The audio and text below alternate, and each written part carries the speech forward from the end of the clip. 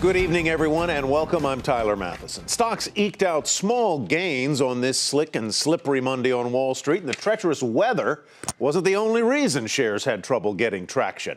There was more of that taper talk today. That, in case you've been away for a while, is slang for discussion over whether and when the Federal Reserve might begin winding down its stimulus measures. Today, the chatter came from two Fed bank presidents. Dallas's Richard Fisher, long an opponent of aggressive stimulus, said the bond buying program should be curtailed, quote, at the earliest opportunity.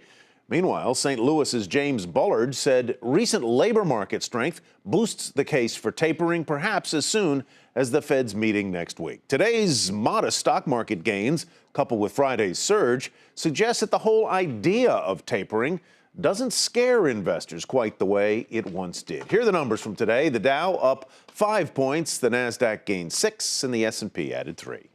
As Fed policymakers consider whether or not to taper, they're watching closely budget talks on Capitol Hill. The hope is that lawmakers make a deal before adjourning for the Christmas holiday and removing the fear of another government shutdown. John Harwood joins us now from Washington with more on all of this. So, John, when we were talking to you about this last week, you said lawmakers were close to a deal. Where do things stand now?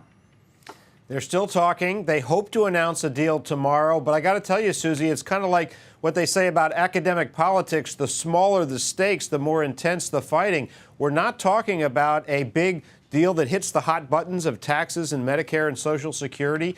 But you're hearing talk that the $90 billion deal they were talking about last week may be shrinking down as low as $60 billion.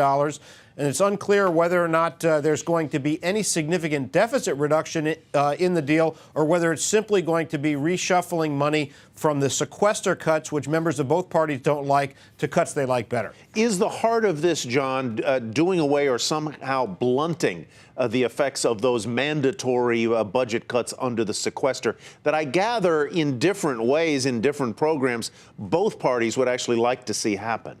Yes, that's the bulk of the deal, Tyler. It would lift the caps for defense spending, which a lot of Republicans, some Democrats also don't like. It would also lift the caps somewhat on domestic program. And again, they're mostly Democrats, but also some Republicans think those squeeze domestic spending too hard. The House couldn't pass their transportation bill this summer. So that's the motivation for the deal. But as you have a small stakes deal, members with particular constituent pressures under fire in that deal are resisting, like members from the Washington area who represent a lot of the federal employees whose retirement benefits would be affected. Yeah, you know, John, a lot of businesses, a lot of CEOs are watching this very carefully because they always talk about uncertainty in Washington. And of course, people on Wall Street, investors, are hinging to, a lot hinges on this deal. When do you think that they expect to announce the outcome and vote on it?